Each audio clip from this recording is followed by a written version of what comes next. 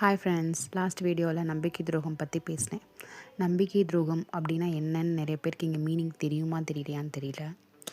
என்னென்னா, ஒருத்தருக்கு ஃபுல்லாக ஹோப் கொடுத்துட்டு நான் இருக்கேன், நான் கூட இருக்கேன், லைஃப் லாங் உன்னை பார்த்துப்பேன் அப்படின்னு சொல்லிட்டு பாதியிலே விட்டுட்டு போயிடுவாங்க. பாதியில் கூட கிடையாது, இவங்களுக்கு இந்த பொண்ணு தான் அப்படின்னு தெரியும்.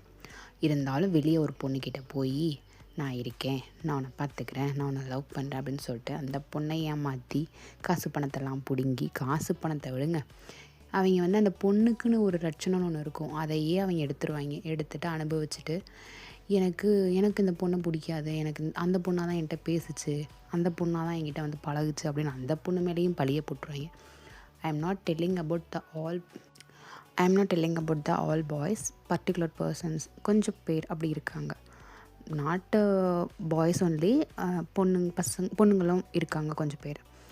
அதெல்லாம் எவ்வளோ பெரிய நம்பிக்கை துரோகம் தெரியுமா? திருப்பி அந்த இன்னொரு பொண்ணை கல்யாணம் பண்ணிட்டு வாழ்வீங்களே, அவங்களாம் எப்படி இருப்பாங்க ஃப்யூச்சர்லன்னு எனக்கு தெரியல. Will see.